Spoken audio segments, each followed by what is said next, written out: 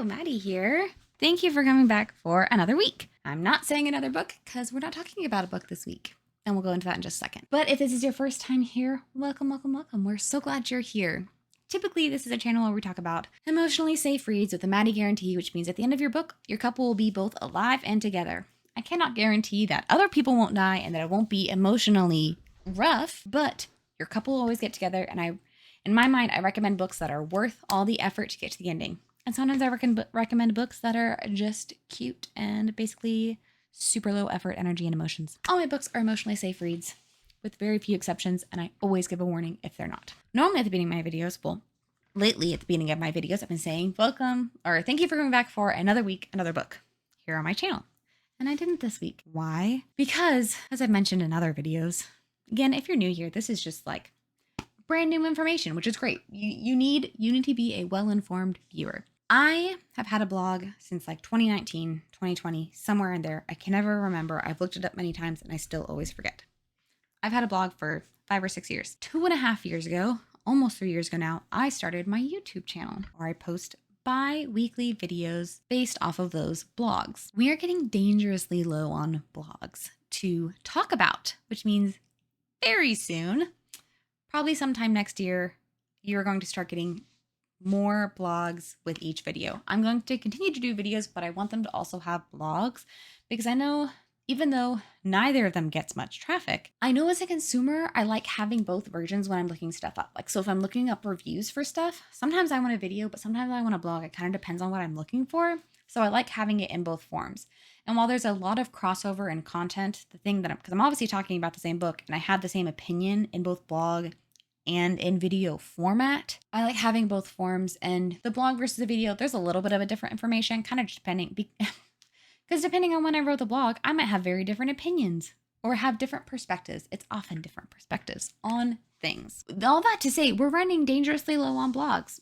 And so this week we're talking about my favorite teas because I have a blog on it. I guess let's just get started. In the blog, I break it down into 3 categories being caffeinated, non-caffeinated, and kind of miscellaneous, off the beaten path. And so we're going to do the same. While I reread my blog, I'm not necessarily going to use it as an outline because some of my opinions have changed. Not to say that the opinions in my blog aren't valid, they've just changed a little bit. Let's get into those caffeinated teas. I have a blog, 2 blogs, and a video about the importance of sleep because there's a book called Why We Sleep by Dr. Matthew Walker, which is amazing. But one of the things that you find out in that book is that caffeine has a 5 to 7 hour half-life, which translates to caffeine is in your system for 12 hours, which means based on your bedtime, you should go back 12 hours, and that's when you should stop drinking caffeine or consuming caffeine. And now there's lots of things in life that have little amounts of caffeine, things like chocolate. Unless you're like consuming a whole chocolate cake, I think you're going to be fine. If you're eating like a little piece of chocolate, it's not enough caffeine to be worth getting riled up about. But if you're consuming coffee, when I see people getting coffee at 4 p.m. in the workday, they're like, oh, I just needed to get through the day. I'm like, you only have an hour left. Only have an hour left. You should have drank this coffee this morning so that you would have the energy now or gotten more sleep. We're not getting riled up. All that to say, here are my caffeinated tea selections, but please, we're not talking about alcohol, we're talking about caffeine. Drink responsibly. I like to have my caffeine consumption done really about by like 10 a.m. Sometimes it can creep onto 11 or noon. 10 a.m. is my goal to have drank my tea, my caffeinated tea by. Brew it first thing in the morning so that it is gone by then. My main go-to tea is Earl Grey. In my blog, I talk about it being too sweet, which I don't really understand because it's like it's not the sweetest tea. Also, I put sugar in my Earl Grey, so I don't totally know what I'm talking about. But I drink a lot of Earl Grey. There's a fun story to go along with that, which is a very good family friend of ours. We call him an uncle. He recently switched jobs, so it won't be the same, but we're great. We're good. He used to travel like basically monthly for work, and he would travel all over the world. And he knew I loved tea. And he would like ask what tea I wanted. So I was basically like, I love Earl Grey. Basically, you can't go wrong with a good Earl Grey. And anywhere he would go, he would find a local tea shop and he'd basically buy me their specialty Earl Grey. So I have Earl Grey from all over the world. My absolute favorite one I've had, I think, was from England. It might have been like Scotland, but it's UK somewhere. I have to get you specifics on that. But it's from the UK. It was my absolute favorite. I've finished it a while ago and I'm a little sad about it, but it's delicious. So I start my day off usually with a cup of Earl Grey. It's really 2 cups because it's 2 tea bags worth. It's a big cup. Small cups are for the week. Not really, but in the morning I like a big cup. And so I start my day with an Earl Grey. And while I have loads of specialty Earl Greys, a just like simple classic Twinings or Twinings, depending on how you say it, Earl Grey is excellent. I also think it's a really good introduction to black teas because it's a little bit more forgiving maybe than just like a straight English breakfast. While I still love a good English breakfast, it's just basically it's a pretty just straight black tea. There's nothing fussy about it. Earl Grey I feel like is a better introduction to tea because it's not quite so like, it's just not quite so like super tea-y, if that makes sense. I don't know. It can taste like things that you already consume. So like the threshold is lower because so you're not so like, this is so weird. This tastes so different. Like I don't like it just because it's different. It's a little bit lower threshold. At least that's what I think. I might be totally wrong, but that's just my opinion. So I typically start off my day with an Earl Grey. So that's my like go-to black teas. For caffeinated, I pretty much am only going to recommend black teas because green teas make me nauseous on an empty stomach. And I rarely eat breakfast. So I am typically drinking my first cup of the day on an empty stomach. My caffeinated teas are all going to be black teas. Black tea is also more forgiving in terms of steep time and steep temperature versus green teas. Green teas get really bitter really fast. So if you don't know what you're doing, they can be like super gross and bitter. If you do it right, it can be really good. But if you do it wrong, like a lot of people do at the beginning, myself included, they cannot taste very good. I mean, I like a lot of black teas. Ones that are going to be harder for you to get, but they're still really good. When I was in Paris, there's a tea company called L'Arderets, which was the first place women were allowed to go unchaperoned. Fun fact. And it is still very famous to this day. And they have their own house blend of tea. And this family friend of mine, him and his wife were in Paris, I don't know, 6 months ago, something like that. I specifically asked them for some L'Arderets house tea and they got some for me and that made me so happy. So I have some and I've been using it very sparingly so it'll last me because I went through all mine obviously from 2018, a long time ago. So that's one of my like side black teas. And then there's just like a handful of just other kind of like fruity black teas that I'll drink, but I don't remember names of because I don't drink them regularly. So there are your caffeinated suggestions. I drink way more non-caffeinated than caffeinated because I drink 1 caffeinated tea in the morning and then that's it. I'll also drink like chais. In my blog, literally a thing I forgot that I did is I used to do, because I do 2 tea bags. I would do a tea bag of Earl Grey and a tea bag of chai because chai has spice to it. And I would do a bag of each and it was like perfect. And I totally forgot that's a thing I did, but it's actually really, really delicious. So if you want like a little bit of sweet, but like a little bit of spice, do 1 bag of each. And I like to do cream and sugar in my tea personally. If I'm doing chais and Earl Greys, I actually like those better with brown sugar. And if I'm doing like a black tea, like an English breakfast, I like to do white sugar. I think black tea was just meant for cream and sugar, but that's just like my personal opinion. So if you like maybe a little bit of sweet, a little bit of spice, but not too much spice or too much sweet, do Earl Grey with a chai. It's really good. You should try it. Also, we've discovered that my husband's favorite black tea is chai tea. There's something for everybody. You kind of just got to find what you like. There are my caffeinated suggestions, mainly because I have way more non-caffeinated suggestions. And my blog, I gave kind of very basic answers for not caffeinated teas. The first one being peppermint. Peppermint's delicious. We love it. You have to specifically get not caffeinated because peppermint tea is green tea. So you have to get it not caffeinated, but it is a great calming tea, soothing tea. I like actually doing a little bit of cream in my peppermint tea, which sounds weird and also looks kind of weird because it's a green tea, but then it's like a murky green, which can be off-putting, but it's very delicious. I didn't used to do it until sometime in college. I was on a ski trip with family. Cousin put creamer in her peppermint tea, and I was like, that's delicious because it's like really creamy and but hot and good and delicious, and I love it. So peppermint tea, with or without cream, is delicious. Oh, the only other one I gave is a cinnamon spice, which is one of those things where it's like, is it technically even really tea? Because it's really just like cinnamon. And it's really delicious. Don't get me wrong. It is absolutely delicious, but it's not caffeinated and it's great. And because it's not caffeinated, I'm like, it's not black tea because black tea is caffeinated. So it's one of those things where when I think of tea, I'm like, it must have leaves, but there's lots of tea that isn't leaves. That's like flowers and things, and cinnamon is a spice. Anyway, so the 2 suggestions I gave was peppermint tea and cinnamon spice tea. Both very good.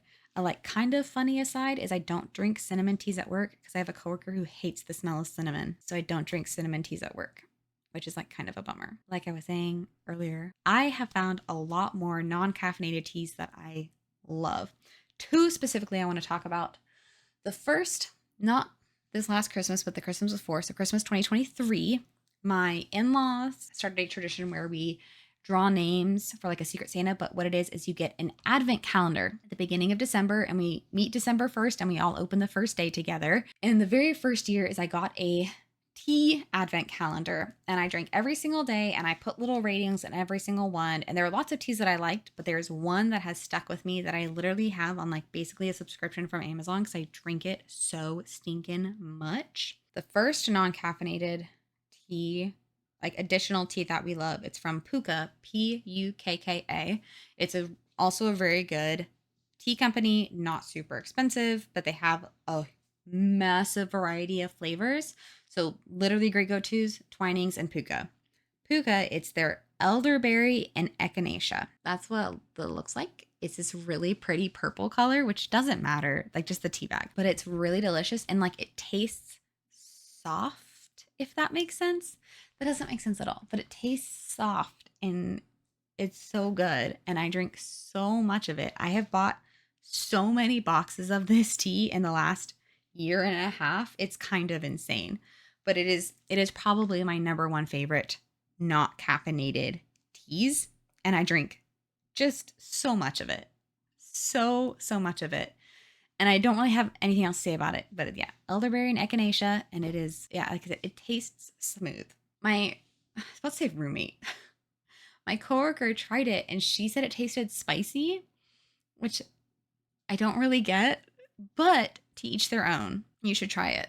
And it's not expensive. Like nothing I suggest is like these crazy expensive, like super sophisticated teas. No, I am going with teas you can find in, well, it's like from loads of different companies, but like loads of variety. I love, one of my favorite things to kind of add into my teas is or like teas with like this, like, oh, this is our specialty version, is things with like lavender or rose in them. Orange can also be pretty good, or some kind of like additional flavors, like from the like standard English breakfast Earl Grey, but they have these other things. It can be really good. And then my other not caffeinated tea that I love, my best friend Katie gave it to me as a Christmas gift last year because she found it and loved it and was like, you need to love this tea too. And she actually found it in like Germany or something. She went on a family cruise, I think, in Europe and found this tea and was like, it's super good, but you can get it off Amazon. It's not as cheap as the other ones, but it's also not crazy expensive either. It's like $10 for a box, and a box has 25 bags in it. The company is Ronenfeld, and it's their red berry tea. So it's hibiscus, rosehip, raspberry, and strawberry, and it is so good. It's a little bit like tangy, and it's pretty strong. I still use 2 tea bags because at work I have a big mug, so I use 2 tea bags no matter what tea I'm brewing. It's pretty strong, but it's nice and tangy and good. And it's like, it's not, I wouldn't call it sweet, but it's like kind of sweet simply because of what it has in it. So it's not a sweet tea, but it has hints of sweetness, I guess, just simply because of the ingredients that are in it. Really good. It brews to a super deep red color because black teas are like, they're a dark brown color. It's really funny because when you add cream and sugar to black teas, it just looks like coffee. And I don't know why I find that funny, but I find it really funny because I used to in college, I was always like, hey, people think I'm drinking coffee, but I'm actually drinking tea. I thought I was interesting. It's fine. But with a lot of the not caffeinated, because a lot of them are flowers, they're florals and fruits. So they usually brew to more interesting colors. That's literally not important. It's just a thing that happens. So this one brews to a super deep red. It's tangy and sweet, and it's super delicious. And I have rebought it because I got it for Christmas this last year, but I've rebought it multiple times over the year because it's really good and I keep drinking through my stash. And it's funny because, like I said, I have this uncle who buys me teas, and my black tea stash is so large, it's going to take me so long to get through it. But I basically don't buy any black teas pretty much at all, but I'm always buying more non-caffeinated teas because I drink a much higher amount of non-caffeinated teas because I can drink them all day. So I haven't even tried it yet, but like my coworker knows I love tea and she bought me a bag of tea. She did not know it was not caffeinated, but I was like, oh, this is perfect. It's not caffeinated. She's like, I literally didn't know. I just bought it because it looked interesting. and I haven't tried it yet. I was like, I would say in general, if you're going to gift someone tea, I would gift them either something super standard like English breakfast Earl Grey, or just go for non-caffeinated, because non-caffeinated is the way to go because we drink too much caffeine and we become too dependent. That's not the point. I did not think I was going to be able to rant that long about tea, but I did, and it was easy to do. I will put all of the names of all the teas that I mentioned down below so you don't have to worry, because like I said, this is information that was not in my original blog because I have drank way more tea since then. If you never drank tea, I hope that you will at least try it and find the way that you like it. Because some people are like, oh, tea's gross. And it's because they have like black tea with no cream and sugar. You're like, yeah, black tea without cream and sugar is not super great. Why in the South we drink sweet tea, which is just black tea with sugar and cold. So what if you did black tea hot with cream and sugar? If you like sweet tea, you'll probably like it. I'm just saying. I hope you try some teas. Let me know teas that you love down in the comments, or the teas that you're going to try. Or if you tried some of these teas and were like, it was disgusting, I hated it. And what other suggestions? Because I drink a lot of other teas. Oh, the one tea I wanted to mention that was like off the beaten path, because I think I mentioned I mentioned others, but the one I really want to mention is if you're sick, lemon ginger tea with honey is a great thing for when you're sick. It helps your throat. It helps soothe you. It warms you up. It's very good for you. If you want to be like super extra, do hot water with slices of lemon, slices of ginger, and some honey in it, and just hot and stir it all up and drink it. It's delicious. But if you want to go like super ham and not just do like a tea bag, because tea bags, like they're good, but they're in that sentiment, they're a little bit weak in terms of usefulness. Literally, I remember I was sick in Paris, and my host mom made me a huge cup of tea. It was essentially like a soup bowl of tea, and it was just slices of lemon, slices of ginger, and honey, and hot water. And it was like, oh, this is like even better than just doing tea bags. Like, this is so good. So if you're sick, you should do that. I highly recommend it. I do it for my coworkers. They get sick, and I'm like, let me make you some tea. And obviously, it's just a tea bag and not like actual slices of lemon and ginger. But it's still really good. And I keep honey at my desk because there are some teas that are better with honey, some teas that are better with like just white sugar or brown sugar. It kind of depends on the tea, what kind of flavoring profile you want to have. I think that's all the tea wisdom I'm going to, or I have to impart on you now. And yeah, like I said, I would love to know your thoughts, feelings, and opinions in the comments down below. Please like, share, and subscribe. I always forget to say that, so it gets said like every third video. That would be great. I'd really appreciate it. And with all of that, I hope you have a great rest of your day. I hope you have a great night, great week, great weekend, great month, great year. I hope you have all the greats because you're truly worthy and deserving of them. So until next time, 再见. Bye.